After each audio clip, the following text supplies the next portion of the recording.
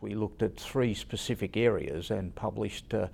three policy perspectives. The first was on nuclear energy. We believe that this is an area where governments have consistently refused to look at that as a long-term solution to Australia's energy problems, and we've made some recommendations about that. Secondly, we looked at the question of renewables and efficiency, and effectively what we've been saying there is that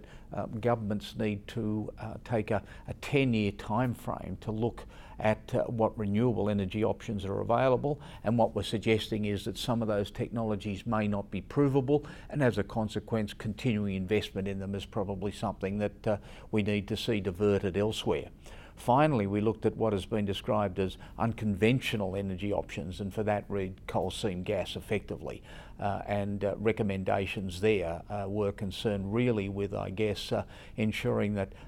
all the participants adopted a best practice methodology of ensuring that exploration and extraction of gas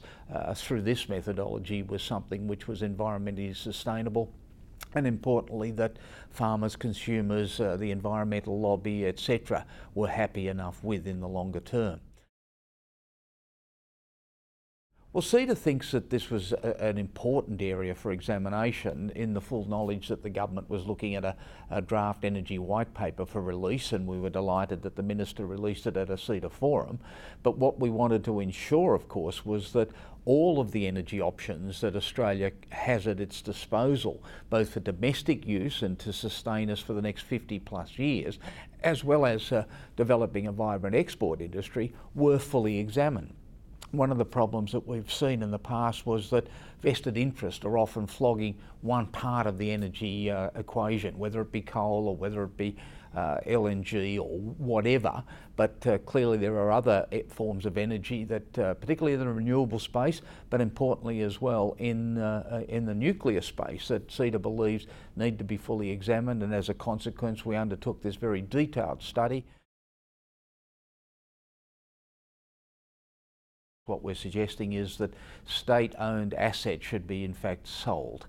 We do not believe that states have a role in running those electricity distribution assets, and as a consequence we're very strongly supportive of a recommendation around the privatisation of those assets. What we're also saying, however, is that if the states don't agree to that, then there should be probably a national form of regulation, so that the benefits that flow to consumers particularly, as well as the providers, are consistent in every way.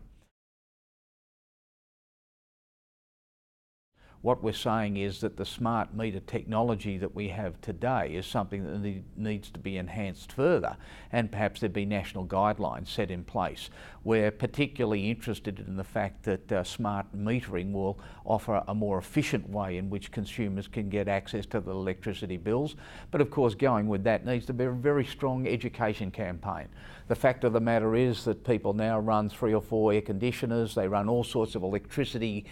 guzzling appliances in their home, but they get an electricity bill and they suddenly say, why has my electricity bill gone up? So I think a lot of education is needed in this, and we're recommending that in fact takes place. Finally, what we're suggesting for consumers who are perhaps in a disadvantaged category,